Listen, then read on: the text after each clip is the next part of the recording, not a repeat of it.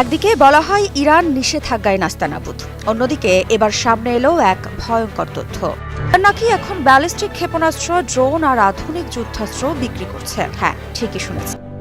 আসসালামু আলাইকুম ভিউয়ার্স, দেশ ও দেশের বাইরে থেকে আর আমার ভিডিওটা প্লে করেন তাদেরকে জানাই আন্তরিক শুভেচ্ছা অভিনন্দন। যেখানে প্রত্যেকটা দেশেই প্রধান উপদেষ্টা এবং প্রধানমন্ত্রী থেকে গোটা বিশ্বকে বারণ করা হয়েছে যে এক দেশের অস্ত্র অন্য দেশে পাচার হবে না, সেই জায়গায় ক্রিপ্টোকারেন্সি দিয়ে অস্ত্র বিক্রি করছে ইরান। তো ভিউয়ার্স, বিস্তারিত স্ক্রিনে তার আগে ছোট্ট একটা রিকোয়েস্ট জানাবো আপনাদের সামনে। আমার চ্যানেল যারা নতুন অবশ্যই চ্যানেলটা সাবস্ক্রাইব করে পাশে থাকা ভিউয়ার চলুন যাই স্ক্রিনে। একদিকে বলা হয় ইরান নিষেধাজ্ঞায় নাস্তানাবুদ, অন্যদিকে এবার সামনে এলো এক ভয়ঙ্কর তথ্য। ইরান নাকি এখন ব্যালিস্টিক ক্ষেপণাস্ত্র, ড্রোন আর আধুনিক যুদ্ধাস্ত্র বিক্রি করছে। হ্যাঁ, ঠিকই শুনেছেন। এই তথ্য প্রকাশ করেছে আন্তর্জাতিক প্রভাবশালী সংবাদ মাধ্যম ফিনান্সিয়াল টাইমস।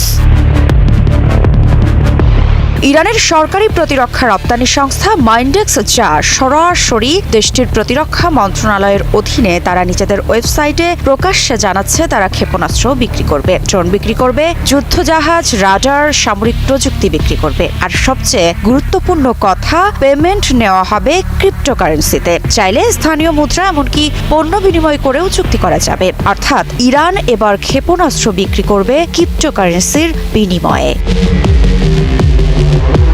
এখন প্রশ্ন আসতে পারে, নিষেধাজ্ঞা থাকলে এটা কিভাবে সম্ভব? মাইন্ডেক্সের ওয়েবসাইটে লেখা আছে, ইসলামিক রিপাবলিক অব ইরানের সাধারণ নীতিমালা অনুযায়ী নিষেধাজ্ঞা এড়িয়ে চুক্তি বাস্তবায়নে কোনো সমস্যা নেই। অর্থাৎ নিষেধাজ্ঞা জানে, তবুও তারা নিশ্চিত।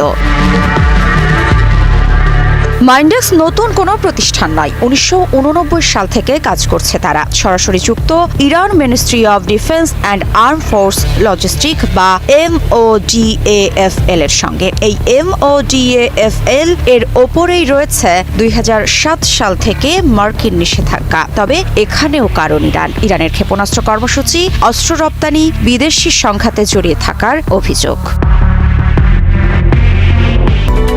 Japan Bangladesh joint venture company JBS holdings limited.